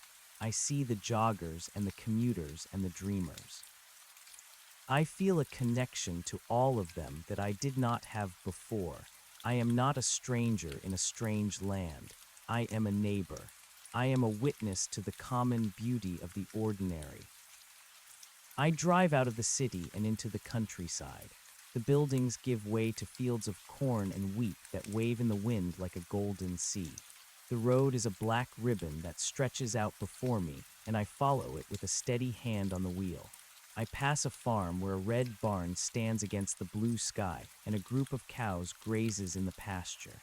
They look up as I pass, and their eyes are deep and calm. They do not worry about the past or the future. They only know the grass and the sun and the moment. I try to be like them. I try to stay in the now. The road begins to climb into the foothills and the air becomes thinner and colder. I see the shadows of the clouds moving across the slopes of the mountains. They look like giant animals roaming the earth. I reach the edge of the gorge and pull the truck over to the side of the road. I get out and walk to the rim of the canyon. The drop is steep, and the river at the bottom is a thin silver thread that cuts through the rock. The sound of the water is a distant roar that vibrates in the soles of my feet. The wind pulls at my clothes and whispers in my ears. It tells me that the earth is old and that I am young. It tells me that the stone is hard and that I am soft. I do not mind. I like the contrast. I set up my tripod at the very edge of the abyss. I plant the legs deep into the soil and tighten the screws. I place the level on top and look through the eyepiece. The world is a blur of brown and green and gray until I turn the focus knob. Then the image snaps into clarity. I see the texture of the rock on the far side of the gorge. I see the cracks and the moss and the nests of the birds. I look at the bubble in the tube. It is a tiny bead of air trapped in a sea of green liquid. It moves with the slightest touch. It reacts to the wind and the vibration of my own heart. I wait for it to settle. I wait for the world to stop shaking.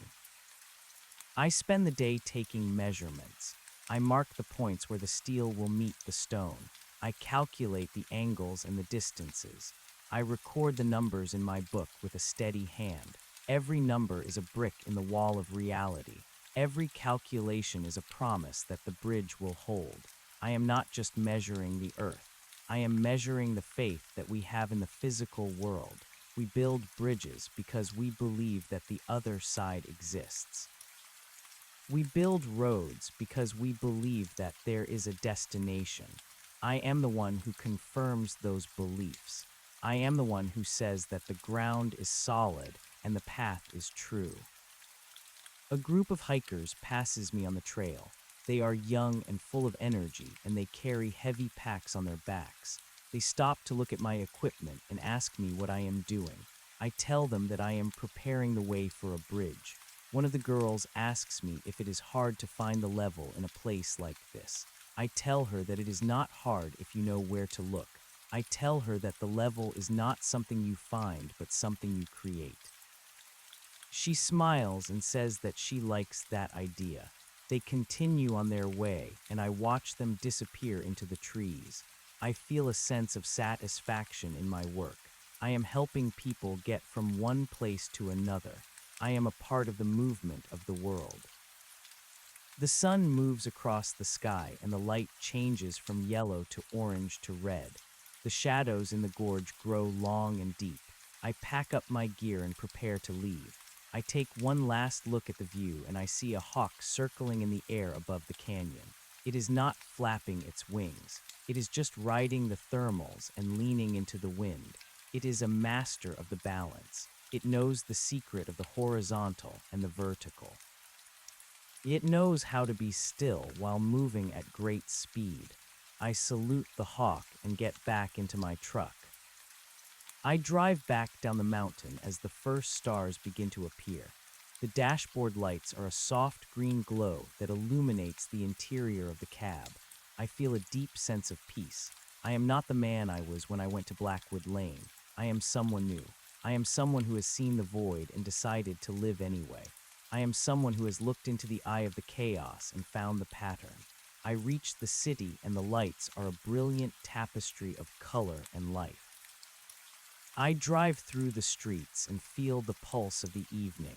People are going out to dinner and meeting friends and laughing. The world is alive and I am a part of it. I return to my house and put my gear away. I am tired, but it is a good tiredness. It is the exhaustion of a day well spent. I go to my bedroom and lie down on the bed. I do not turn on the light. I just watch the moonlight through the curtains. It is a silver glow that softens the edges of the room. I think about the day and the measurements and the bridge. I think about the red balloon and the silver coin. I think about the woman on the porch. I realized that she was not a ghost or a dream. She was a mirror. She was showing me the part of myself that was lost in the silence. Now that part is found. I close my eyes and I can feel the rotation of the earth. I can feel the planet spinning through the vast and empty space. It is a terrifying thought, but it is also beautiful. We are all clinging to this rock as it hurtles through the dark. We are all travelers on the same journey.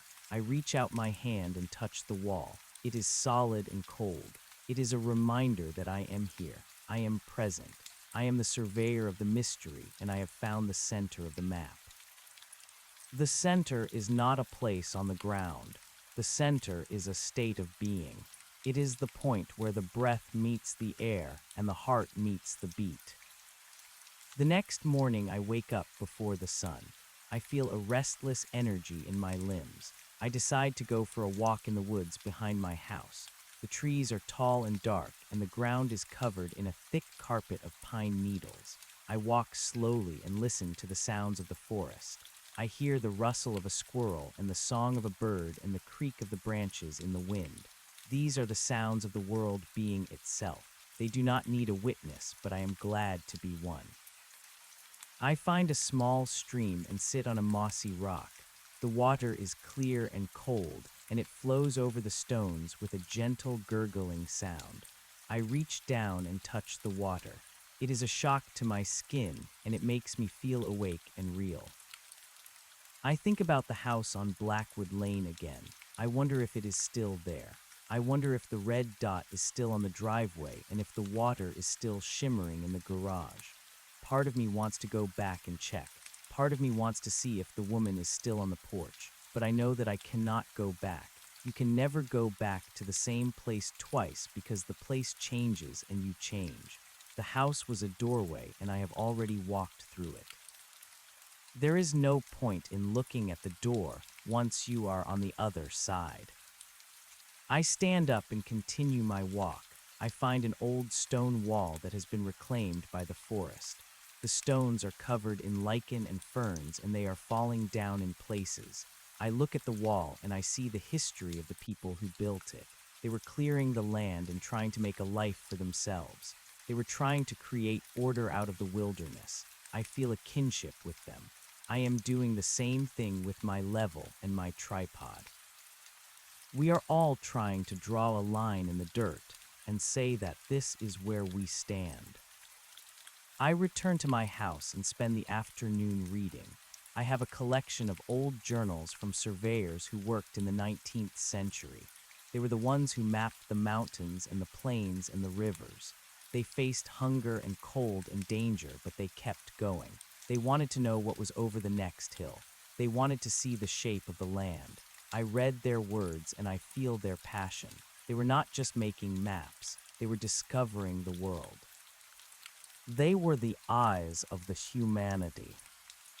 As the evening falls, I go out onto my porch and sit in a rocking chair. The air is warm and the crickets are starting to sing. I watch the fireflies dancing in the grass. They are like tiny sparks of light that appear and disappear in the dark. They are a mystery that does not need to be solved. They are just a part of the magic of the night. I think about the child with the red ball, and I hope that he is safe and happy. I hope that he grows up to be a man who loves the world.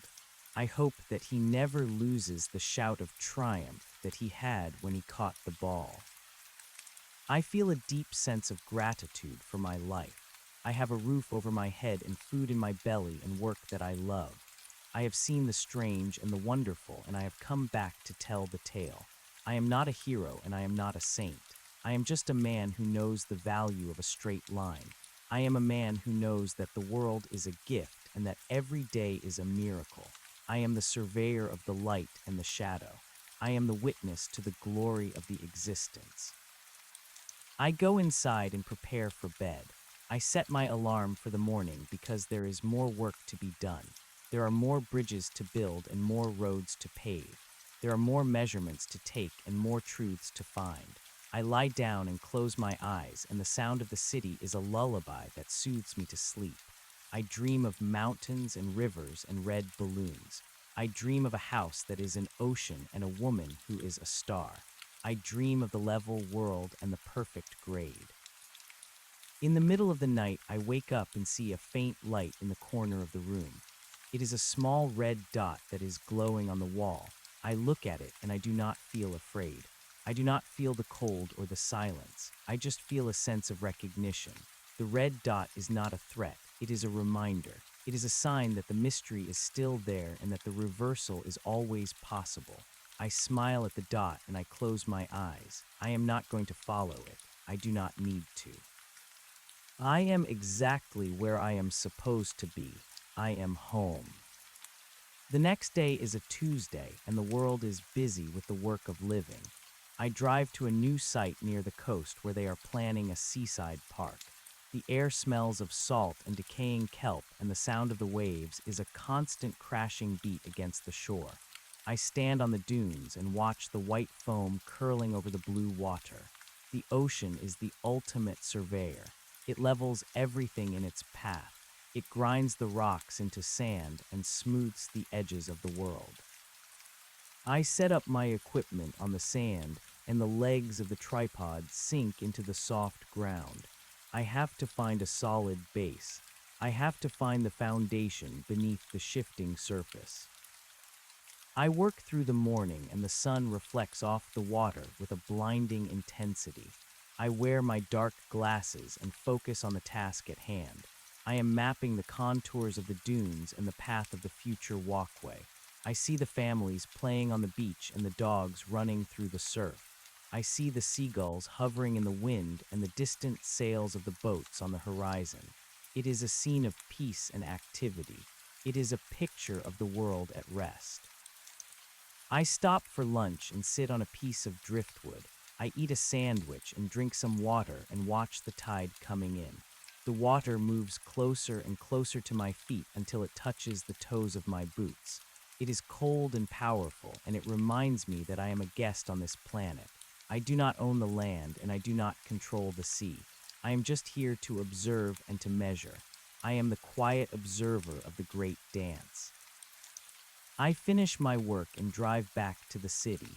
I stop at a grocery store and buy some fruit and a loaf of bread. I stand in line at the checkout and listen to the people talking. They are talking about their jobs and their kids and their plans for the weekend. They are talking about the small things that make up a life. I feel a surge of affection for them. They are so brave and so fragile. They are trying so hard to make sense of a world that is often confusing and cruel. I want to reach out and tell them that it is going to be okay. I want to tell them that the grade is level and the road is true, but I just pay for my groceries and walk out into the sunlight. I reach my house and the shadows are starting to stretch across the lawn. I see a letter in my mailbox and I open it. It is a thank you note from the company that hired me for the bridge project. They say that my measurements were perfect and that the construction is ahead of schedule. They say that I am the best surveyor they have ever worked with. I feel a modest sense of pride. I am glad that I could be of service. I am glad that I could contribute to the building of something that will last. I spend the evening in my garden. I pull some weeds and water the flowers. I touch the soil and feel the dampness and the life within it. I look at the plants and I see the way they reach for the light. They are not afraid of the dark. They know that the sun will return. They know that the cycle will continue. I sit on the bench and watch the sky turn from blue to gold to purple. I feel a deep and lasting peace. I am the man who walked through the house of glass. I am the man who stood in the ocean in the garage. I am the man who saw the end of the world and the beginning of the rest of existence. I have been to the edge and I have come back. I have the silver coin in my memory and the red dot in my heart. I have the level in my hand and the truth in my soul. I am here. I am alive. I am home. The world is a beautiful mystery, and I am the one who measures the light. The story is a circle, and I am at the center. Every breath is a new beginning. Every moment is a perfect grade. I close my eyes and listen to the heartbeat of the universe. It is steady. It is strong. It is true. I am at peace with the silence and the sound. I am the surveyor, and the world is level. All is well. All is right. All is exactly as it should be. The light fades, but the vision remains. I am home. I am here. I am whole. The morning arrives with a pale wash of gray light that filters through the window and touches the floor. I rise from my bed and feel the coolness of the wooden planks against my feet. There is no haste in my movements. I wash my face with cold water and watch the droplets fall into the basin. Each ripple is a perfect circle that expands until it touches the porcelain edge. I dress in my canvas trousers and my heavy cotton shirt. I lace my boots with care and pull the leather tight. Every knot is a commitment to the stability of the day. I make a pot of coffee, and the smell fills the kitchen like a warm memory. I drink it while standing by the window and watching the birds gather in the trees. They do not ask for permission to exist. They simply are. I go to the garage and check my equipment one more time. The tripod is a silent sentinel in the corner. The level rests in its padded case like a sleeping child. I run my hand over the smooth metal and feel the history of my craft. This tool has seen the birth of skyscrapers and the laying of foundations that will outlast my own life. It is a bridge between the abstract math of the mind and the heavy reality of the earth. I load the gear into the truck, and the metal latch clicks shut with a sound of finality. I am going back to the gorge today. The primary measurements are complete, but the secondary checks are where the true integrity of the structure is born. 1 inch of error at the rim becomes a foot of disaster at the center of the span. I cannot allow for error. The drive out of the city is familiar now. I pass the same baker and the same flour seller. They are parts of a machine that never stops turning. I see a young boy standing on a street corner holding a blue kite. He looks up at the sky with an expression of pure hope. He is waiting for the wind to catch the fabric and lift his dreams into the clouds. I want to tell him that the wind is strongest near the water, but I keep driving. He will find his own way to the heights. I leave the pavement of the suburbs and enter the winding roads of the forest. The trees are dense and green, and they lean over the asphalt like guardians of the past. I roll down the window and breathe in the scent of damp earth and pine needles. It is the smell of a world that is constantly renewing itself. I arrive at the edge of the canyon at 8 o'clock in the morning.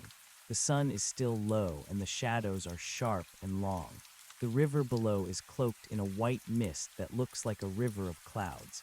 I set up my station at the north anchor point. I use a plumb bob to find the exact center of the gravity. The brass weight hangs from a thin string and sways in the breeze. I wait for it to stop moving. I wait for the earth to reveal its vertical truth. Once the line is still, I mark the spot with a steel pin. I hammer the pin into the rock, and the sound echoes across the abyss. It is a sharp and lonely sound that tells the mountains that I am here. I spend 3 hours tracking the movement of the sunlight across the far wall. The heat of the sun causes the stone to expand, and the cold of the night causes it to contract. A bridge is not a static object. It is a living thing that breathes with the temperature. I calculate the thermal expansion coefficients and write them in my ledger. I use a pencil and press hard into the paper. The numbers are 62 and 84 and 109. These are not just digits. They are the language of the physical world. They are the boundaries of what is possible. I look through the lens and see a mountain goat standing on a ledge halfway down the cliff. It is perfectly still. Its hooves are tiny points of contact on a vertical wall. It understands the balance better than I ever will. It does not need a level because its entire body is a sensor for the horizontal. A man in a tan uniform walks up to me. He is the site foreman for the construction crew. He has a face that looks like it was carved from the same granite as the canyon. He asks me if the ground is ready for the first pour of concrete. I look him in the eye and tell him that the ground is as ready as it will ever be. I show him the marks on the rock and the data in my book. He nods and spits a stream of tobacco juice into the dirt. He says that he has worked on 100 bridges, but he has never seen a surveyor spend so much time looking at the birds. I tell him that the birds know where the air is thick and where it is thin. I tell him that if you want to build something that stays up, you have to watch the things that know how to fall. He laughs and claps me on the shoulder. He says I am a strange man, but he trusts my lines. I take my lunch break sitting on the tailgate of my truck. I eat a green apple and a piece of sharp cheddar cheese. The juice of the apple is sweet and tart, and it makes my mouth water. I look at the silver coin that I keep in my pocket. It is the one I found in the house on Blackwood Lane. It is worn smooth on the edges, but the face of the figure is still visible. I wonder who held this coin before me. I wonder if they were looking for the same thing I am looking for. I think about the woman who stood on the porch in the rain. I realize now that she was not waiting for someone to arrive. She was waiting for someone to notice that she was already there. We spend so much of our lives looking for the destination that we forget to see the ground we are standing on. The afternoon brings a change in the weather. The sky turns a bruised purple and the wind begins to howl through the narrow passage of the gorge. The mist on the river rises and becomes a thick fog that swallows the bottom of the canyon. I stay at my post. I want to see how the wind affects the stability of my instruments. The tripod shivers, but the legs hold fast. I look through the eyepiece and see the world dancing in the blur. I wait for the lull. I wait for the moment of calm that always exists between the gusts. When it comes, I snap the shutter of my mind and record the position. I am hunting for the average. I am seeking the mean between the chaos and the order. By 4 o'clock, the rain begins to fall.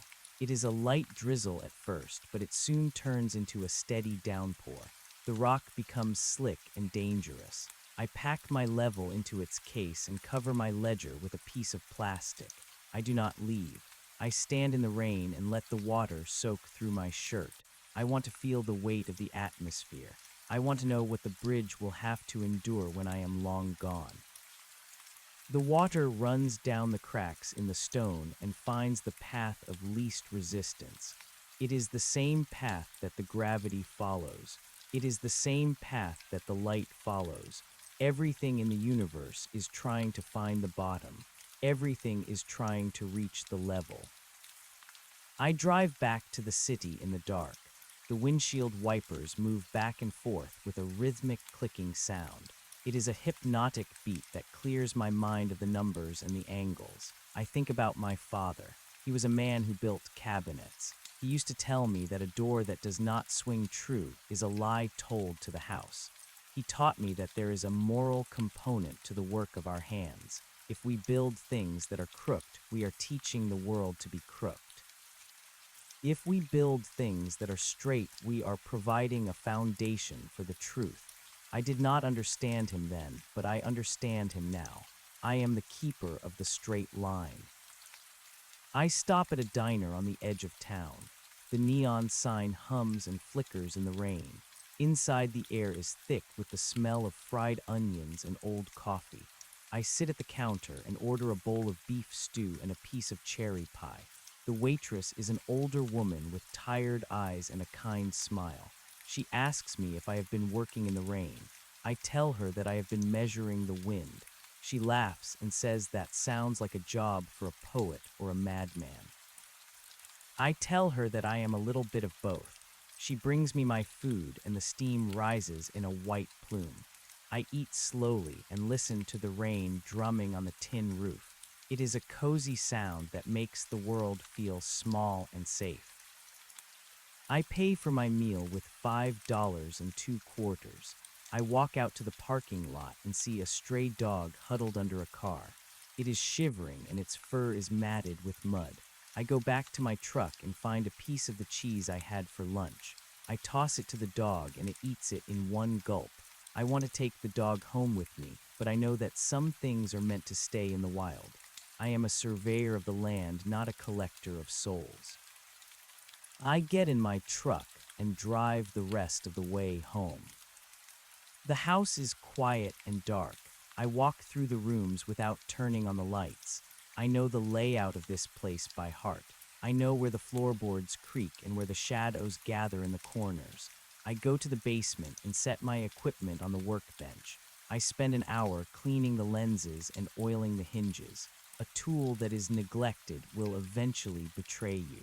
I treat them with the respect that they deserve. I look at the red dot that sometimes appears on the wall. It is not there tonight. Perhaps it only shows itself when I am doubting the path. Tonight I am certain. I go upstairs and sit in my chair by the fireplace. I do not build a fire. I just sit in the darkness and listen to the house settle. Houses are like people. They groan and sigh as they age. They remember the heat of the summers and the weight of the snows. I think about the bridge that will soon span the gorge. It will be made of steel and concrete, and it will carry thousands of cars every day. People will cross it without ever thinking about the man who stood in the rain to find the level. They will not know my name, and they will not see my marks on the stone. That is as it should be. The best work is the work that disappears into the utility of the object. If the bridge is perfect, no one will notice it. They will only notice the view. I find myself thinking about the concept of zero. In surveying, zero is the starting point. It is the sea level from which all heights are measured, but zero is also a void. It is the place where nothing exists. I realized in the house on Blackwood Lane that I had become a zero. I had let the silence of my life grow until it swallowed my voice. But now I see that zero is also a point of infinite potential. It is the moment before the first step. It is the silence before the first note of the song. I am no longer afraid of the empty space. I am the one who fills it with lines and numbers. I go to my desk and open a new ledger. I do not write about the bridge. I write about the way the light looked on the water this morning. I write about the hawk and the mountain goat and the boy with the kite. I am expanding my survey. I am measuring the things that cannot be seen with a telescope. I am recording the weight of a memory and the distance between two hearts. It is a difficult task, but I have the tools for it. I have the patience and I have the will. I sleep a deep and dreamless sleep. When I wake, the sun is shining through the leaves of the trees and casting a pattern of light and shadow on my quilt. It looks like a map of a country I have never visited. I get up and start the coffee. Today I have to meet with the architects in the city. They want to discuss the aesthetics of the bridge. They want to talk about the curves and the colors. I will listen to them, but I will remind them that the beauty of a bridge is not in its paint. The beauty is in its balance. A bridge that is beautiful but not level is a monument to vanity. A bridge that is level is a monument to the truth.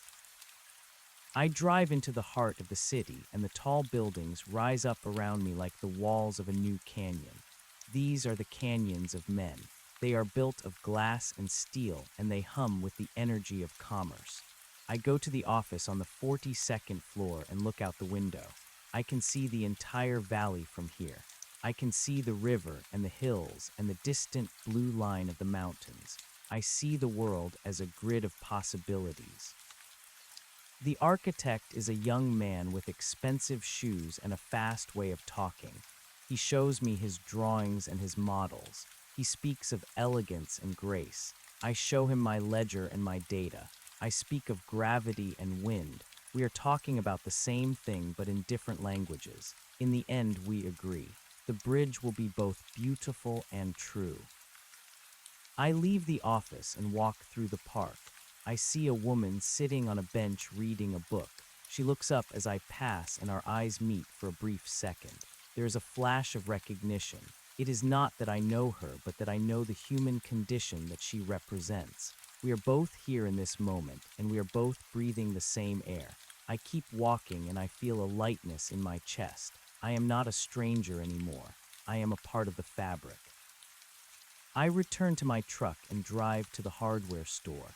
I buy a new box of steel pins and a roll of heavy twine. I buy a bag of wildflower seeds. When I get home, I scatter the seeds in the field behind my house. I do not know if they will grow, but I like the act of planting them. It is a gesture of faith in the future. It is a way of saying that I expect to be here when the spring comes. I am no longer just measuring the world. I am participating in it. The evening is cool and the stars are bright. I stand on my porch and look at the constellation of Orion. The hunter is standing tall in the sky with his belt of 3 stars. He has been there for thousands of years, and he will be there for thousands more. He is a fixed point in a moving universe. I use him to check my internal level. I align my heart with the stars and my feet with the earth. I am a bridge between the celestial and the terrestrial. I am a man who knows his place. I think about the red balloon drifting over the trees. I think about the silver coin in my pocket. I think about the house that was a sea. These were not hallucinations. They were lessons. They were teaching me that the world is more than just the sum of its parts. There is a magic in the ordinary and a mystery in the mundane. My job is to find the line that connects them. My job is to say that the dream and the reality are both part of the same map. I go inside and turn on the lamp. The light is warm and yellow, and it chases the shadows to the edges of the room. I sit at my table and look at the blueprints for the bridge. I see the arches and the cables and the stone piers. I see the path that will take people from one side of the darkness to the other. I pick up my pen and make a small correction to the southern approach. It is a tiny change, but it makes the whole thing better. It makes the world a little bit more level. I am satisfied. I am at peace. I am the surveyor and the day is done. The night is a vast and quiet field and I am ready to walk across it. I am home. I am here. I am whole. All is well in the kingdom of the horizontal. All is right in the world of the grade. I close the book and the story is complete. The silence is not an end but a beginning. I breathe in and I breathe out. I am. The morning light arrives as a pale gray wash against the bedroom wall. I wake before the sun clears the horizon because the rhythm of the work is now the rhythm of my blood. I do not need an alarm to tell me that the earth has rotated into a new position. I simply know. I rise from the bed and feel the cool floorboards against the soles of my feet. There is a slight tilt to the house that I have never corrected. It is a reminder that even the things we build to be permanent are subject to the slow and silent pull of the soil.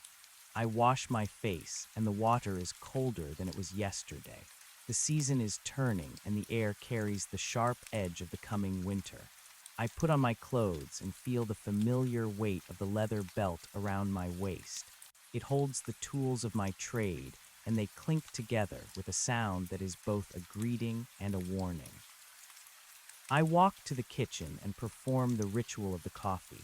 The blue flame of the stove is a small and steady sun in the center of the room.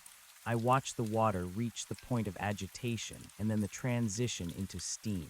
It is a simple physical process, but it contains the entire history of thermodynamics. I pour the liquid into a heavy ceramic mug and sit at the table. I do not look at the news or the letters that have piled up by the door. I look at the grain of the wood on the table top. It is a map of the life of a tree. It shows the years of plenty and the years of drought.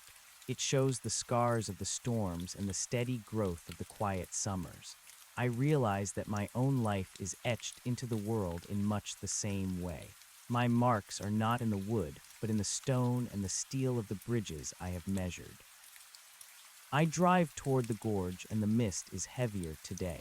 It clings to the trees like a damp shroud and obscures the edges of the road. I have to rely on my memory of the curves and the distance. I count the gear changes and the seconds between the landmarks. I am navigating by internal triangulation. I pass the baker and the flour seller again. They are setting up their stalls in the dim light. They look like ghosts moving through a sea of white vapor. I wonder if they ever feel the instability of the world, or if they believe that the pavement beneath their feet is as solid as it appears. I want to stop and tell them that the entire city is floating on a layer of tectonic plates that are constantly shifting. I want to tell them that the only thing keeping us from falling into the fire is a delicate balance of forces. But I do not stop. I have my own balance to maintain. When I reach the canyon, the bridge site is a hive of activity. The heavy machinery has arrived, and the sound of the diesel engines vibrates in the marrow of my bones. The men are moving with a purpose that is different from my own. They are focused on the physical act of moving the earth and pouring the concrete. They see the bridge as a collection of materials to be assembled. I see it as a mathematical equation that is trying to solve itself. I set up my station on the south rim today. This is the side where the rock is more fractured and the geological history is more complex. I need to ensure that the anchor bolts are set into the solid spine of the mountain and not into a loose rib of shale. I look through the lens and see the crosshairs intersecting on a point of light. It is a beautiful and terrifying sight. It is the intersection of the known and the unknown.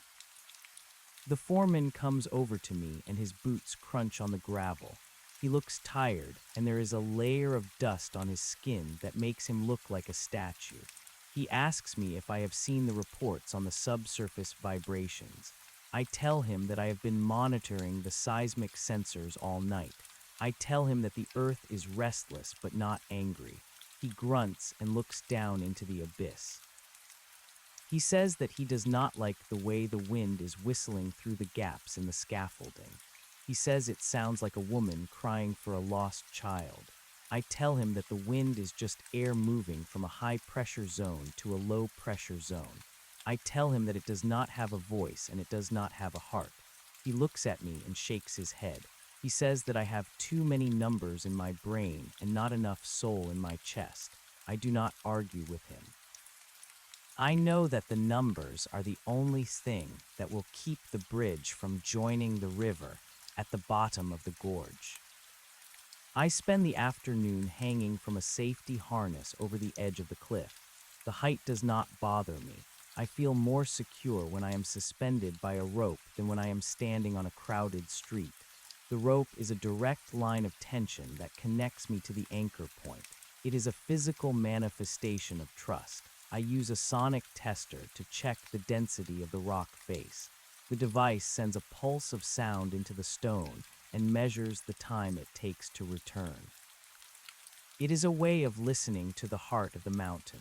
The stone is dense and cold, and it speaks in a language of deep and ancient resonance. I record the findings in my ledger, and the ink flows smooth and black. I am building a portrait of the invisible.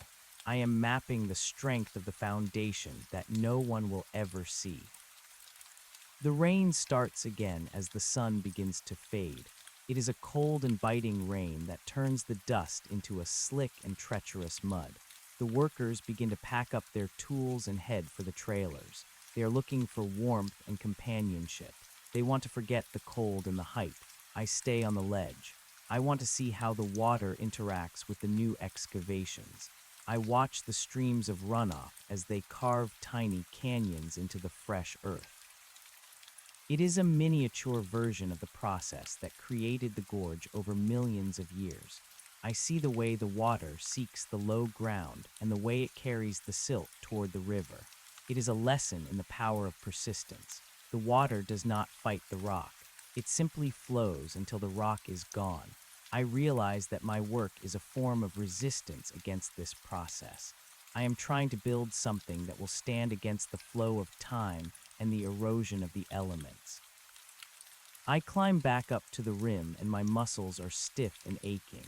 I am getting older and the physical demands of the job are becoming more apparent, but my mind is still sharp and my eyes are still clear. I pack my gear with the same care that I used this morning. Each piece has its place and each place has its purpose. I drive back through the forest and the trees are dark silhouettes against the gray sky. I think about the boy with the blue kite. I wonder if he found the wind today or if he is still waiting on the corner. I hope he found it. I hope he felt the tug of the string and the lift of the fabric. I hope he realized that the kite is not flying because of the wind, but because of the tension between the wind and the string. It is the same tension that holds the bridge together. It is the same tension that holds a life together. I stop at a different diner tonight. This one is smaller and the lights are dimmer. There is only one other customer and he is staring into a cup of black coffee as if it contains the secret